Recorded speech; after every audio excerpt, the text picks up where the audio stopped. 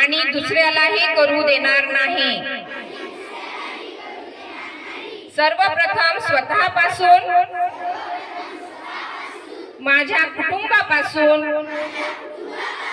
माझ्या गल्ली वस्तीपासून, माझ्या गावापासून, कार्यस्थळापासून स्वच्छतेला सुरुवात करेल।